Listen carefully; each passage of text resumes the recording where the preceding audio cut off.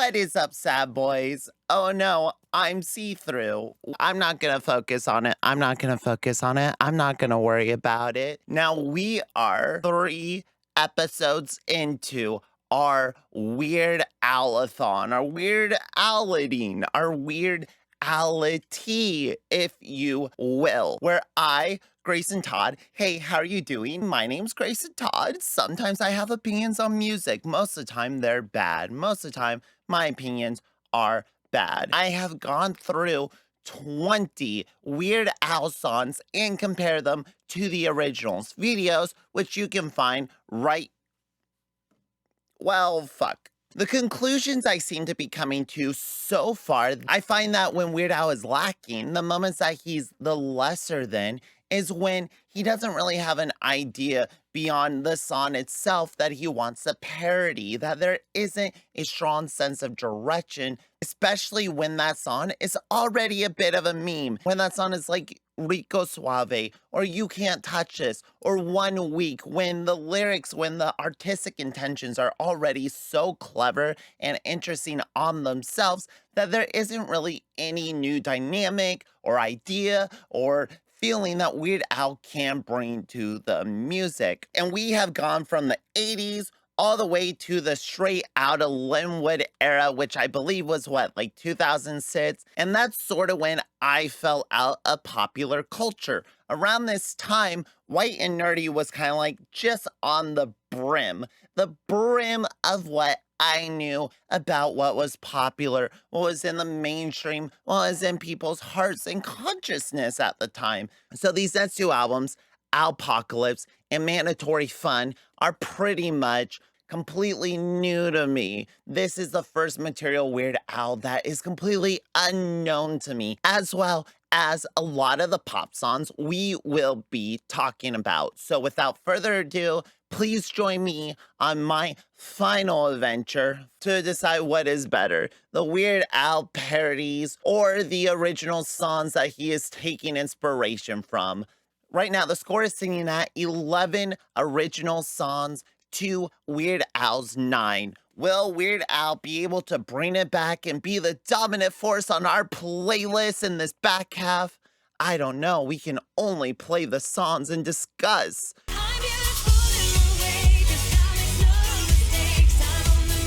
Right off the bat, I can tell this is going to be an energetic video, an energetic session. So I need something cool and refreshing to clench my palate. And that's why when I'm thirsty, I grab a Venom branded Red Ooze flavored G Fuel, 300 milligrams of caffeine. Let's just pop into this baby. I can get my thoughts and then we can continue on with whatever the fuck Lady Gaga was saying. Hear the sizzle, hear the sizzle. Always a good sign of a carbonated drink. You can hear the carbonation inside of it. Look at that. It's relatively scentless. There is no scent. Okay. It's a clear liquid with mild carbonation, small bubbles. I want that to be clear. They are small bubbles with a cherry-esque taste to it. Almost Mountain Dew Code Red, dare I say. Sort of tastes like if there was Red Bull flavored cotton candy.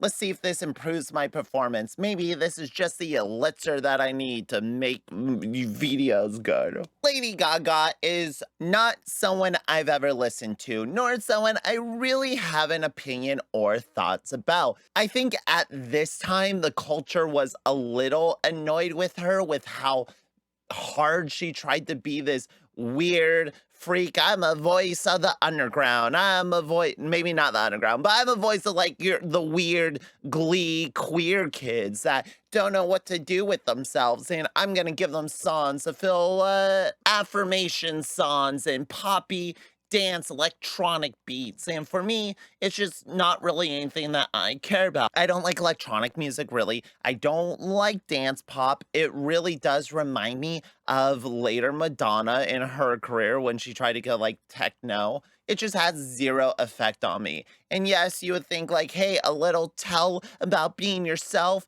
about being born this way, about being a little queer in the world and having confidence to go out and do the things you want to do is an important message, especially in a time in our culture when we were trying to fight for gay rights, when we were trying to fight for equal marriage rights, and we still hadn't achieved it in 2011. Isn't that fucking insane? In 2011, I was 17. I was edgy. I wanted the punk music. I wanted the emo music. I wanted the music that made me feel the feels. It cannot be attached to electronic music. When I hear that beat, that I'm done. You lost me.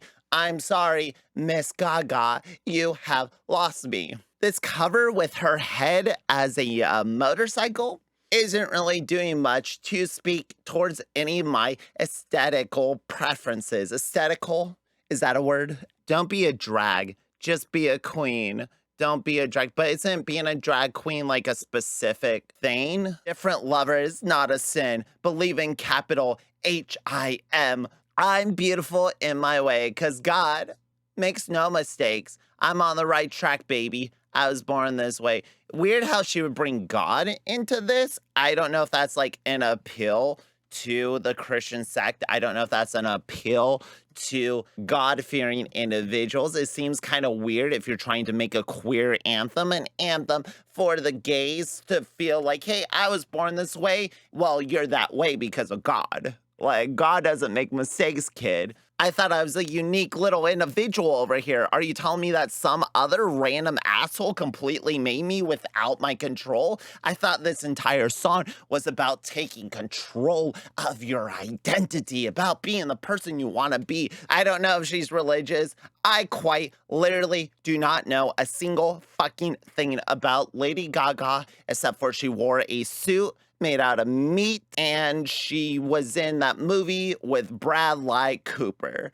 I'm sure my critics will say it's a grotesque display. Well, they can bite. So similar to Weird Al's take on Smells Like Teen Spirit, his Smells Like Nirvana, he seems to be commenting on the cultural conception or perception. I think I meant perception. This song seems to be focused on Lady Gaga's preference for the flair of dramatic attire. She likes to be in the biggest, craziest, wildest outfits you have ever seen, and that is how she performs.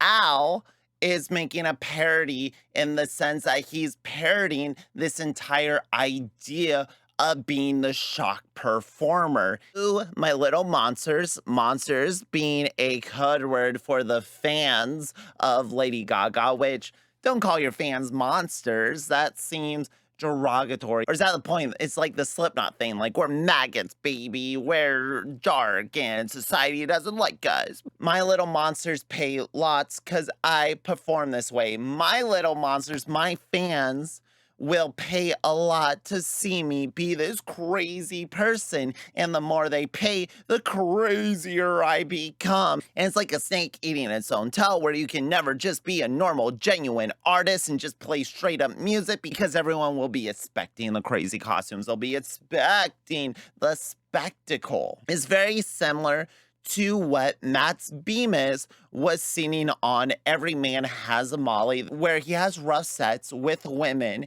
and then ruins the relationship by commenting on the sexual intercourse in his songs. Can't stop it because the fans want to buy the merch and they want to buy the songs and they want to buy the music, and they're constantly asking for more and more emotional vulnerability. But the only way to achieve true emotional vulnerability is to put yourself in an emotionally vulnerable state with a person that you might not want to be with, or you might ruin actual relationships and actual chances you have to connect to an individual because you're so focused on creating the actual situation where you can draw inspiration from to play your shitty punk rock music. And I feel like that's a very similar concept to what Weird Al is getting to with this song. So in that sense, I like that it not only speaks about the song itself, it not only speaks about the artist, but it speaks about how music, the industry, how it works. I don't think Weird Al is any way making fun of the core of it, because he himself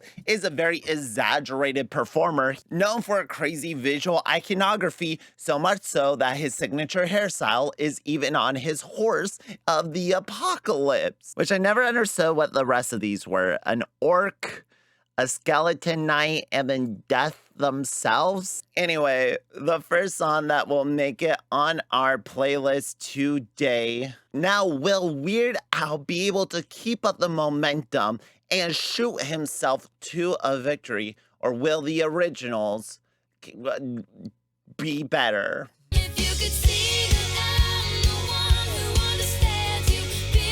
Oh, Taylor, a person that I think I've commented on before. This era, I'm not really familiar with. Sort of only aware of the 1989 to Lover period of Taylor Swift. Anything before that, anything after that completely escapes my purview for some reason, but worry not, because there is still plenty to cringe at here. This song seems to be a judgmental look on the behalf of Taylor Swift, looking at a relationship of a man that she craves so dearly and a woman that she does not respect. Very similar to Avril Lavigne's Skater Boy, this seems to be a song to the woman herself to show her where she has faulted, where her folly is, how she is not as good of a woman as I, for I wear the t-shirts and you wore short skirts. So she's probably a slut. She's probably a little bit of a slut. And while I don't pass judgment personally, me, Grace, and Todd being the open person that I am, if you are a slut, if you are a whore, if you are welcomed here. I accept all women of all types, all kinds, all paisley, white, porcelain complexions. I accept you all. We can make a commune. We can be a powerful force of women's rights. But when it comes to this song, I feel like she may be setting herself back. She's suffering from a real I'm not like other girls syndrome. She wears high heels, I wear sneakers. She's cheer captain and I'm on the bleachers, dreaming about the day when you wake up and find that what you're looking for has been here the whole time. One day, I swear, boy, you're gonna wake up and you're gonna realize that I, Taylor Swift, am the woman of your dreams, mostly because I am rich. I am one of the highest paid recording artists in the fucking world. This is kind of in her countryer phase. So musically, it doesn't really speak to me, though it is poppy enough and toned down with the country inflections that you can sort of get into it. I just find the message of the song irreprehensible. While relatable, I don't think building a song on jealousy and spite is a good message for your youthful audience. Maybe Weird Al will have a little more positivity sewn in.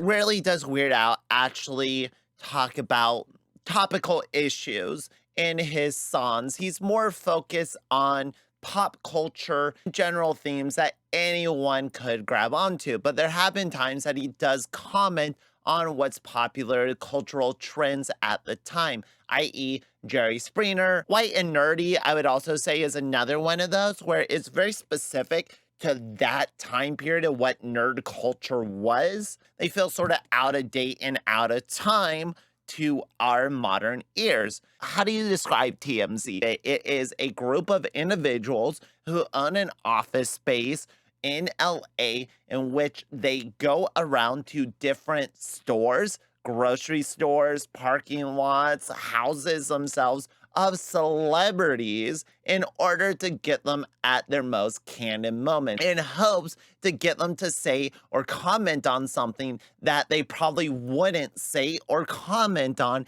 if they had a publicist there with them, looking over them, or if they were in a more controlled setting. It's all about the gotchas. It's that form of interview where you just kind of ambush them on the street. And Everyone's aware of them.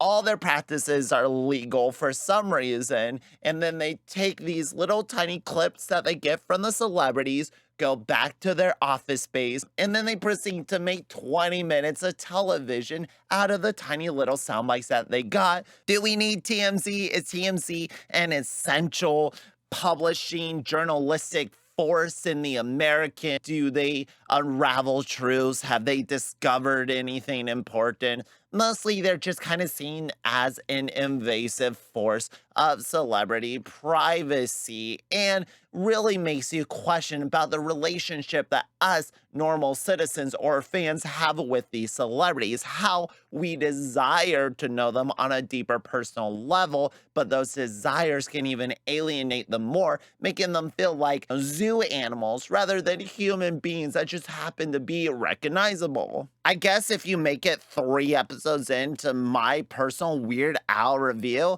you're gonna get some thoughts that I probably wouldn't have shared in the first episode. This is Weird Al After Dark, baby. We're getting down to the truth. We're talking about taboos. We're talking about they're out there praying you'll have a big meltdown and take them in on a little car chase through this whole town. They'll be there with you when you're going to jail.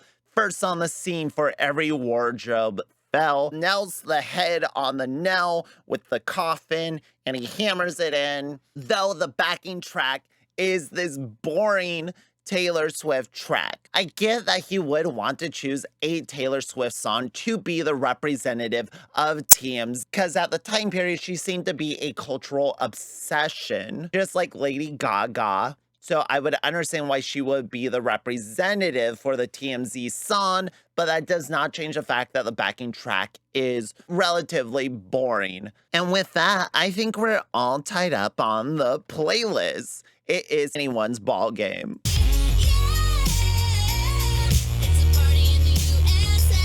Wow, we're really going through all the women of pop. Wasn't there a Miley Cyrus album between this one and Alpocalypse? It feels weird that Parody in the USA would be the one that he parodies, though it was probably her most famous song at this point since Wrecking Ball hasn't come out yet. Just like Taylor Swift, this is in a time period where I haven't really listened to Miley Cyrus. It's a Party in the USA, the US of A. What was going on in 2009? It was Obama's.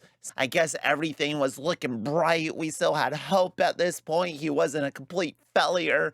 Yeah, I think we were partying in 2009. Best goddamn years of my life, 2009. Partying in the USA. She's made it to LA. She dreams of her cardigan. Welcome to the land of fame. Access. Whoa. Am I gonna fit in? I jumped into a cab. Here I am for the first time. Look at my night and see the Hollywood sign. Wow, it's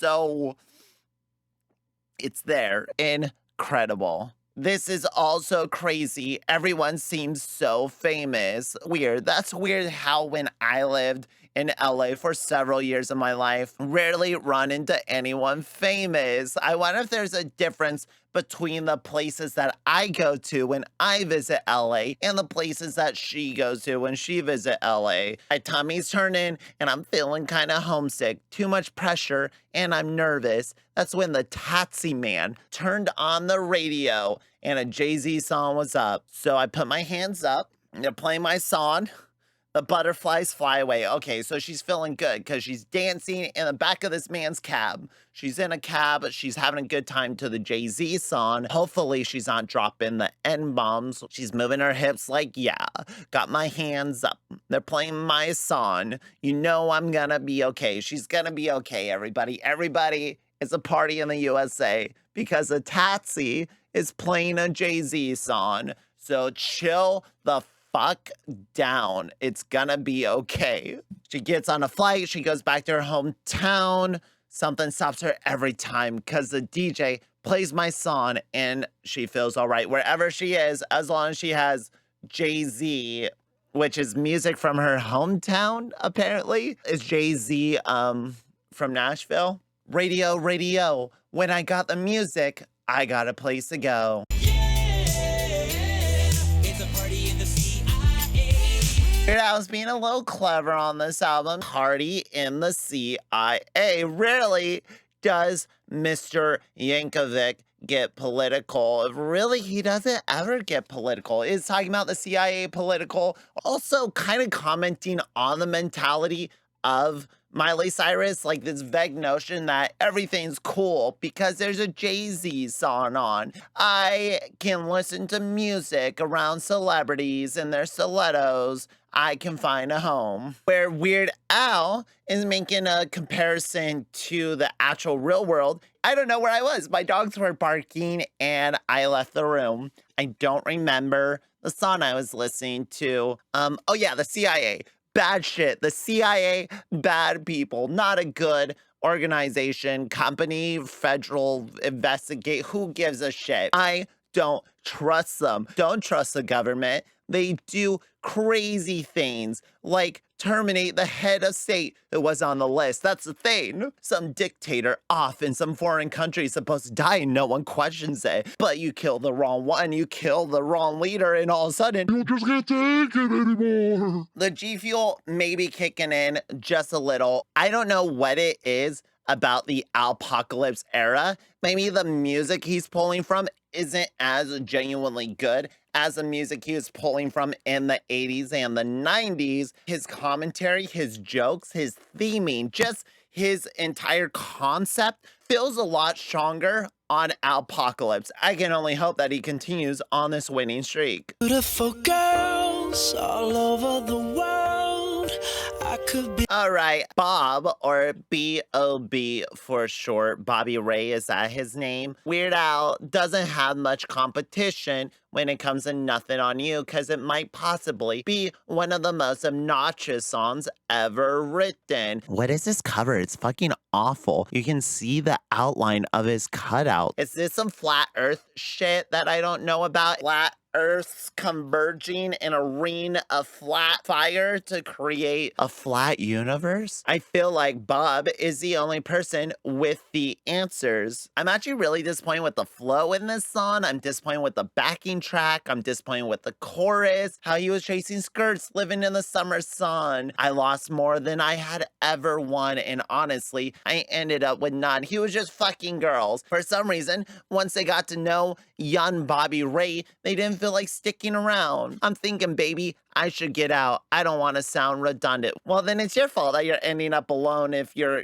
getting out of the relationships. There's beautiful girls all over the world I could be chasing, but my time would be wasting because they got nothing on you. There are hot women all around the world, and I could get them at any moment. I could fuck right now. I have an entire Rolodex just for the beautiful women I have cultivated all around the world. And I can flip through it at any time, pick out a name, call them up, and they'll be on my dick in a second. It would be a waste because they're not you. I keep throwing away women after I have sexual intercourse with them because I realize in that moment of intimacy when they have given everything to me that I just don't like this girl that much. Maybe there's another girl that I should be fucking instead. Am I being too harsh on Bruno Mars and B.O.B.? Perhaps, but that's because I have 12 years of resentment for this annoying fucking song. Beautiful tats all over my back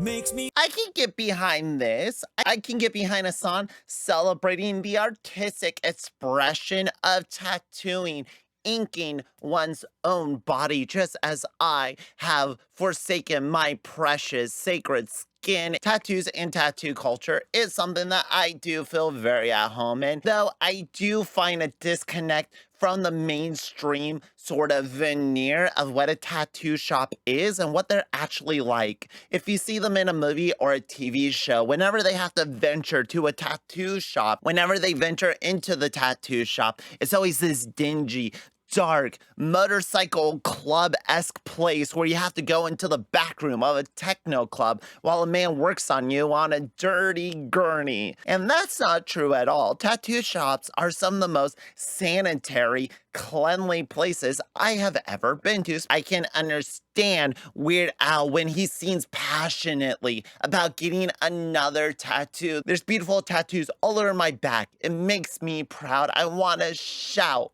I never really felt that sort of pride about my tattoos, but I can understand having a sense of beauty within the art that you have painted on your skin. Now, my back is a place where I feel like I do need a little bit of work. I do have to say Weird Al's performance on the song is a lot more energetic than what B.O.B. and Bruno Mars was providing on the original. He just has like energy to the flow that does make it a little more palatable, a little more exciting. For some reason, this version is a little sleepy. It's a little tired. These turns, these ideas of having dragons and dolphins tattooed on your body, having everything from bad reactions, infections, and hepatitis C. I haven't had any bad reactions to a tattoo besides passing out from the sight of blood. Hepatitis C, oh god no. I keep my shit clean. But we do need more inspirational songs about getting tattoos. And I believe this brings us to the last pairing from the Alpocalypse era. Alpocalypse has been fucking dominating the playlist thus far. Hopefully, our last offering will put up a little more of a fight.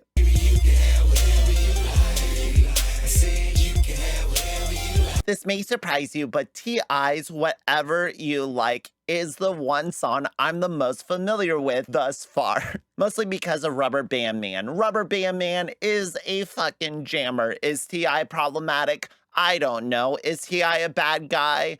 I cannot say. Is D.I. a really good punk band? That I can attest to. But T.I. telling me I can have whatever I like does make me feel like that special girl. It does make me feel like he is singing directly to me. He is promising the world, girl, just for you, I gas up the jet. And baby, you can go wherever you like. These are not empty promises on the behalf of T.I. Stacks on deck. We can be on the deck. I'll put money. I'll stack money on the fucking deck. We'll have Patron on ice. And we can pop bottles all night. Are you popping the Patron or do you have champagne on top of it? Because if you have Patron on ice, maybe not pop bottles at the same time, or are you popping Patron bottles? Do you have those little tiny mini Patrons and you're just popping those off? Late night sets. So wet. It's so tight. I love it. I love it. He's like, you can have whatever you like, even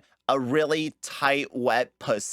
I dream of a rich paper mache man to pick me up in his private jet and take me wherever I want. I would say this is probably the one I have the most connection to. So Weird Al will have to bring something extraordinary. You know, our economy's in the toilet, but I'm still gonna treat you right. I said you can have whatever you like. So Weird Al's approach is to take this on about excess, about bringing you whatever you like. Jets, champagne, Patron, a private ship. What are those called? A yacht? A fucking yacht. You can have whatever you like. Weird Al takes this and bring it down to the common man, to the common level. Because something I forgot about the year 2008, when I was talking about Miley Cyrus and the party in the USA, I sort of made it seem like everything was going a-okay in America at that point. We weren't. We were having a horrible recession. We were having economical collapse that was unfounded since 1929. So a song about the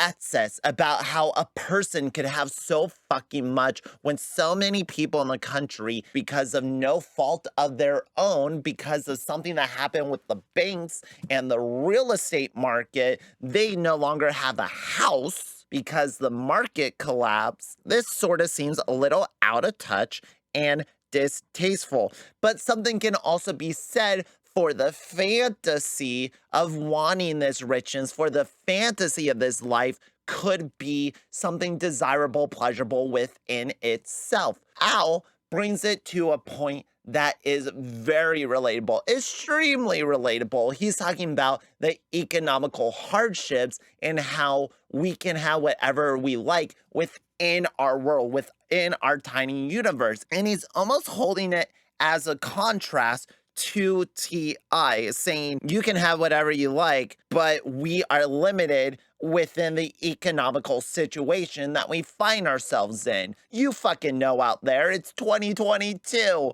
You know what the fucking goddamn jobs are like. Holy shit. This sort of feels like a more genuine version of whatever this piece of shit is. Fancy like Applebee's on a date night.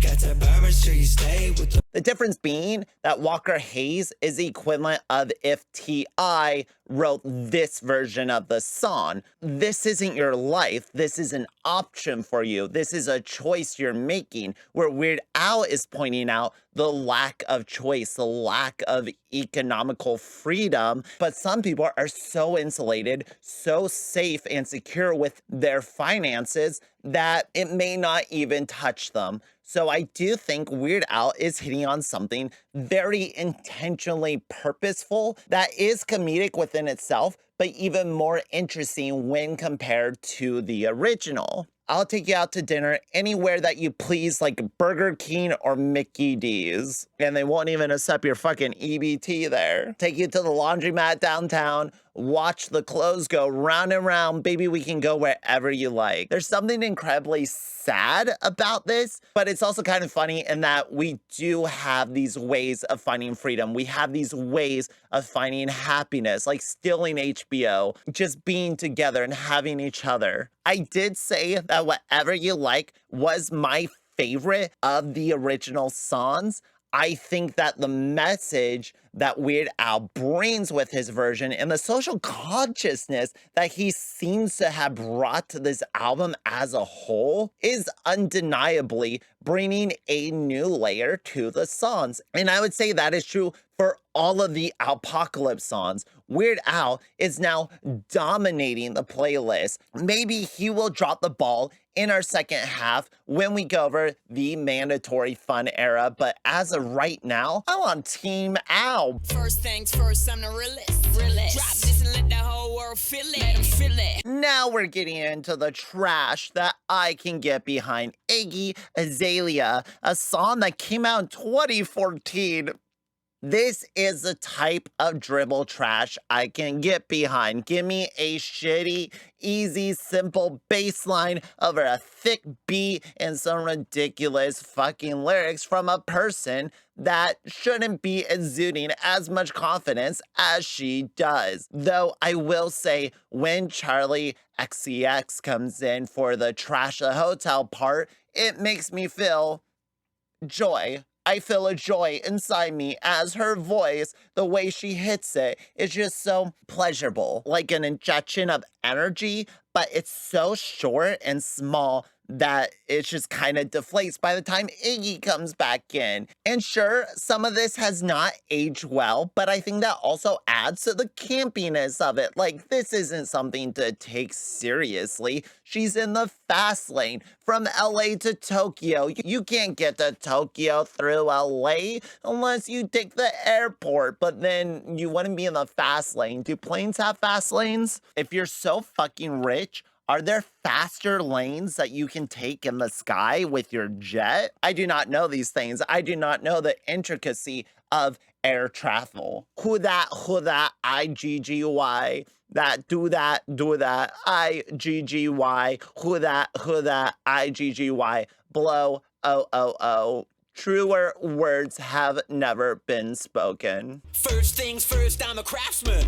Remodeling is my only passion. It's my passion. Weird Al's take on Fancy is handy, which seems to be about how he is a handyman of sorts, a person that can fix anything. Just make that call, he'll be right over with his tools in hand. I think that this is just to be a contrast, to be a polar opposite of what Iggy was trying to accomplish with Fancy, a song bragging about how they're this sense of fancy, this 1988 sense of convertible down, rolling on the freeway with my friends fancy. Which the starkest contrast would be someone cleaning toilets, someone who is not very fancy within themselves. Who are the least fancy people alive? Handymen. Handymen do not get the credit they deserve. They have fits many a pipes in our home, many a leaks we have sprung. I find this concept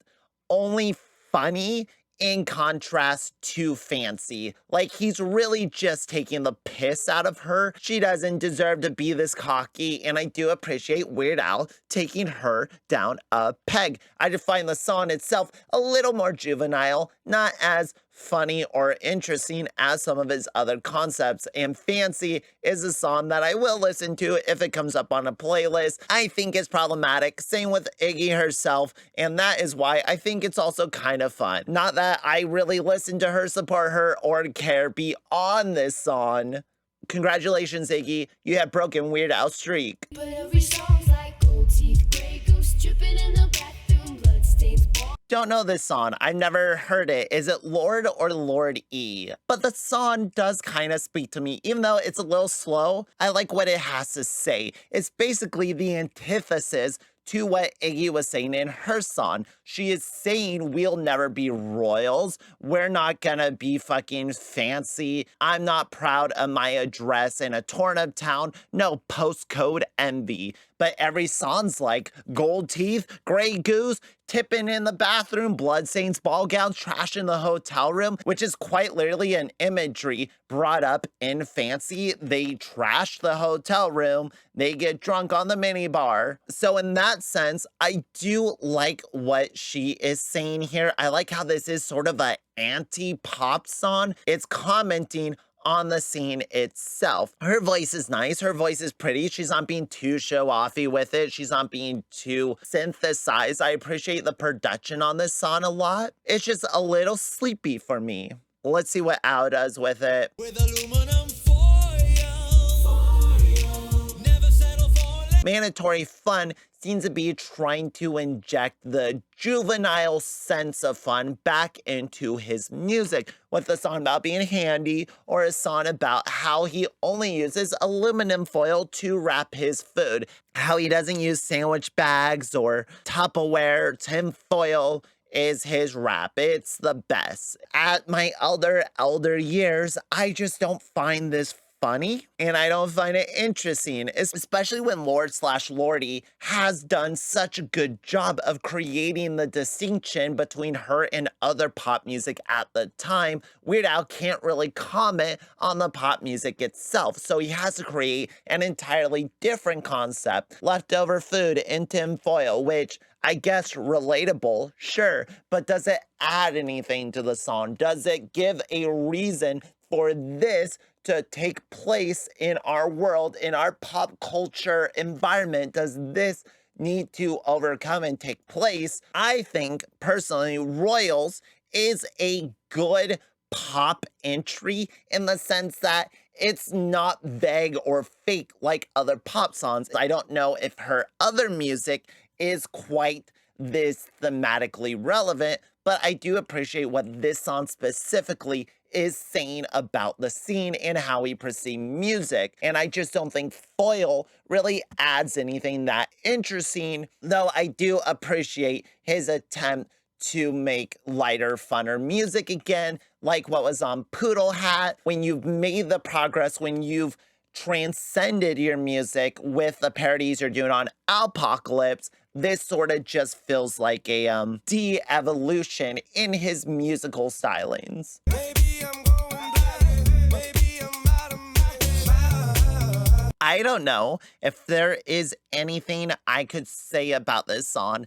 that hasn't been handled better by any number of people, even by like Pharrell and the producers, the actors that were in the music video. There's nothing I could say that would add to the discussion around this song and what it means for pop music. I find it irrehensible, especially with the entire conceit of the song I hate these blurred lines. Buddy, you're the only one that are seeing blurry lines. To the other person, those lines are probably really well defined. But I broke her down. I broke through that shell because women are just plain hard to get. Am I right? You're a good girl. The way you grab me must want to get nasty. Go ahead, get at me. It's a song about Robin Thicke trying to be a sexy boy and talk about how this girl wants him, how this girl is gonna have him because he's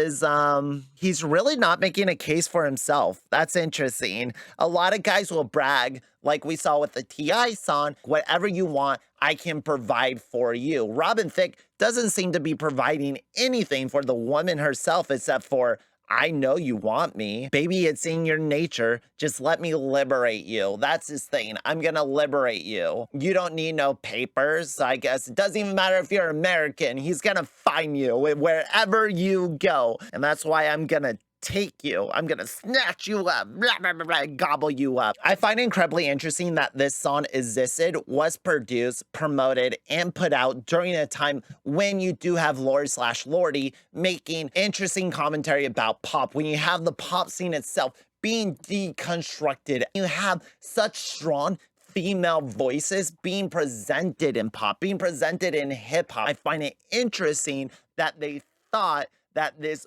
incredibly backwards, old-timey, conservative way of looking at women and the world, this pickup artist type mentality, how they thought this was a good idea in 2013. This song feels outdated for 2003, let alone 2013. But hey, you the hottest bitch in this place. A line that I'm sure has worked on many a women. You, woman, you're the hottest bitch in this place. All these other bitches, they ain't as hot as you. Wow, geez, thanks, mister. Sure sounds like you're gonna respect my autonomy. Ow, please, give me something so I don't have to put Robin fucking Thicke on the playlist. Now did I stammer?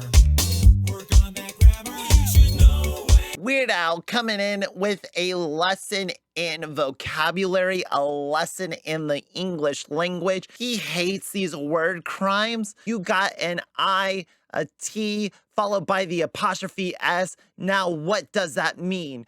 You would not use it's in this case as a possessive. It's a contraction. Well, it's shortening of a word or a group of words by omission of a sound or letter. He is just giving you information. And for that, I cannot fault him for trying to educate the people of the world because they are not going to get education through the pop music they are listening to. Art does create what we know in our language and our world. Weird Al seems to have an issue with how this is being brought upon. Almost like the worse you speak, the better your music. It feels in some cases when it comes to certain artists. But I do think it's funny how music has such an effect on how we speak that it can literally alter the English language of what is cool. He just wants people to be educated, to be familiarized with our nomenclature. And for that, I agree. I think that a song that promotes educational learning tools is one that deserves to exist over one that promotes date rape.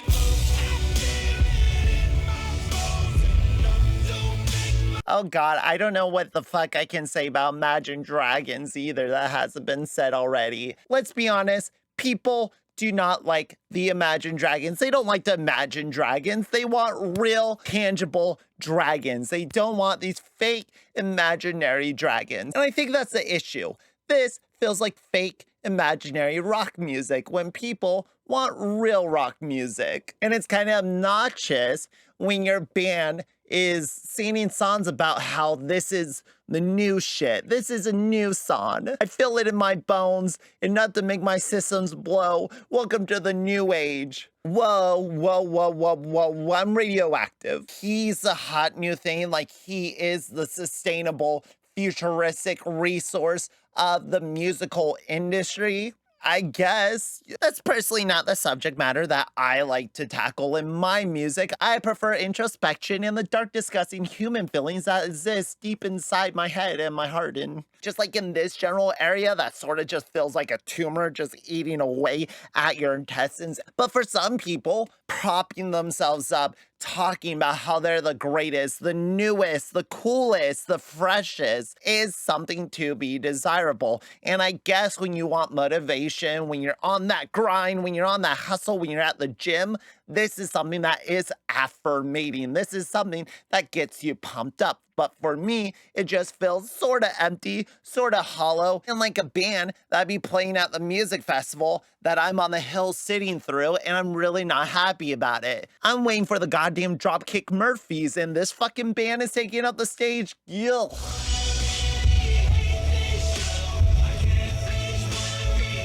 I think he just highlights how boring this fucking song is. It really does feel inactive. It feels like the singer, the guitar players, the drummers are just all very inactive on the song. They're not really performing or playing or have any energy behind it at all. It's just atmospheric posturing. Ow, he's a little smarter than appearances would seem. That was definitely shown in the songs on Alpocalypse. When it comes to inactive, he is singing about a general inactive person, a character that he has sung about time and time before. With Couch Potato, with Trash Day, is that what it was called? These songs about a person being lazy, about how our human needs and emotions can be in such a state where we can't even complete the simplest and most basic of tasks like taking the trash out, which is counter to the message that Imagine Dragons is trying to bring with Radioactive. Radioactive is supposed to be this grand,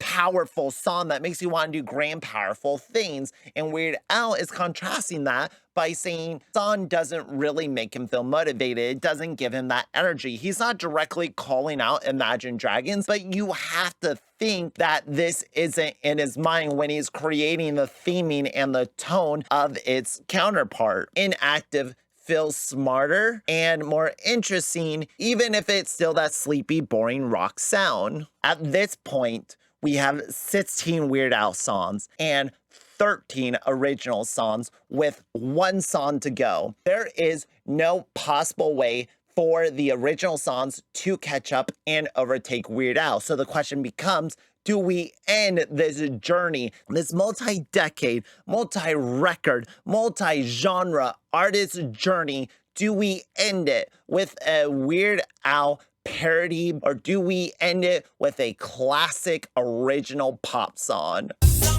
Clap along if you feel like a room without. So happy, specifically from Despicable Me 2, even if you buy the album which the song was made for, it is specifically from Despicable Me 2. So in case you're looking at the Pharrell Williams albums and you're like, which one is a fucking song from Despicable Me? I cannot remember. It tells you right there. Quite possibly maybe my least favorite songs ever written. It is a song that will never bring happiness and never bring joy to me, mostly because in film school, our editing sound teacher thought it'd be a fun way to learn how to sync sound if we synced it, which means we had to listen to the song again and again and try to match the sound file to the lips being seen on screen. And after about 2 class sessions of editing that, you just want to fucking die at that point. Like, the core of it doesn't feel happy. It feels like that vague happiness that Ellen DeGeneres tried to exude on her talk show. If we're dancing and I'm smiling, then everything's okay. Everyone's happy, baby. Make people smile. That's the only thing that matters in this life. Not actually improving the material conditions of the people there, but making them smile while they're poor, while they're downtrodden. That is what's important to keep the spirits high when times are hard. Although times are always hard, and my spirits cannot stay high for the remainder of my life. At some point, you have to come down. Even if you say, nothing can bring me down. Nothing can't nothing bring me down. Maybe if you're Pharrell, maybe if you can insulate yourself in a giant 10-gallon hat, then nothing can touch you and you are unobtainable. But for the rest of us, this doesn't feel happy. It feels like a child song. That's really all I have to say.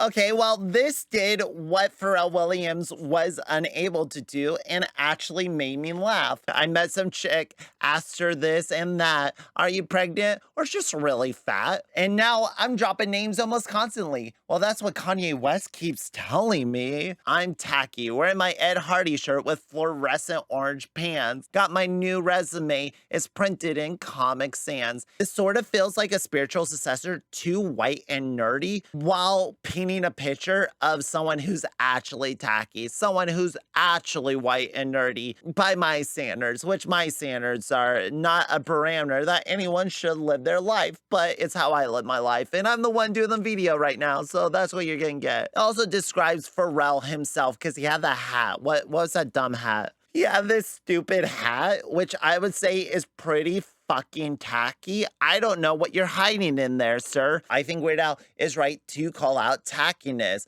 Practice my twerky moves at the DMV. Took a whole bowl of restaurant mitts. Hey, it said they're free. These are tacky things to do. These are things which if you were out with this person, you might be embarrassed if they start doing it. And in that sense, he's touching something real emotions.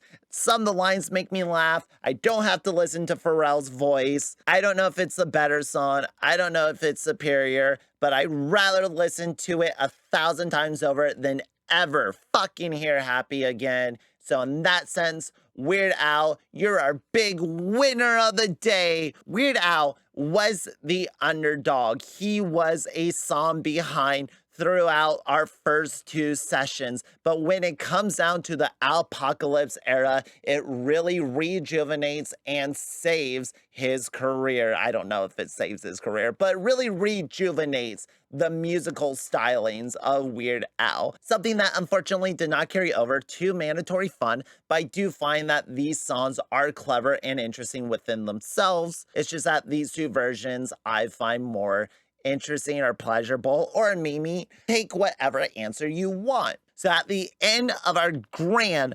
experiment, we have come to the conclusion that Weird Al is indeed better than the parodies, though there are some songs where the originals are just so good that regardless of what you do to them, you cannot replace them or overtake them, which is not what Weird Al ever tried to do, but that is the concept, the purpose of this video, to erase one from time and let another one rise to the top as the definitive song version thing to exist. What can we take away from 3 videos on Weird Al is that I think I wouldn't have the musical knowledge, the musical appreciation that I do now if it wasn't for the introduction of Weird Al at such a young age. And with that comes an introduction to a whole slew of musical instruments, musical stylings, and popular songs that I would not have heard or listened to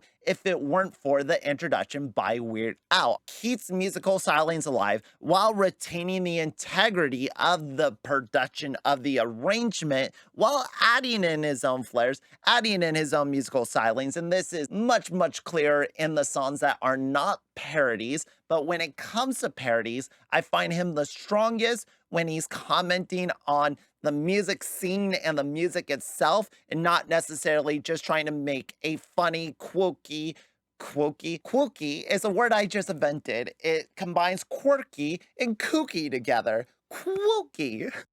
So that's the video. That's the videos. This was the 3rd one. I made 3 of these. If you happen to stick around through the 3-ish hours that I talked about Weird Al, feel free to subscribe or like or post a nice comment. If you have a bad comment, you can keep that one to yourself. That one, you could probably keep it to yourself. The other comments, please feel free to put below. What's your favorite Weird Al parody? What's your favorite original song? Was I right on my analysis? Was I off? Who did I not give a fair chance? Who did I give a little too much credit to? Why do I keep talking so much with my hands? Do I feel like it makes what I'm saying more interesting if I emphasize it with my hands? I'm Grayson Todd. Thank you for watching. I hope you enjoyed my videos. Stay posy, stay swazzy, listen to some good shit, and I will try to catch you on the flip side,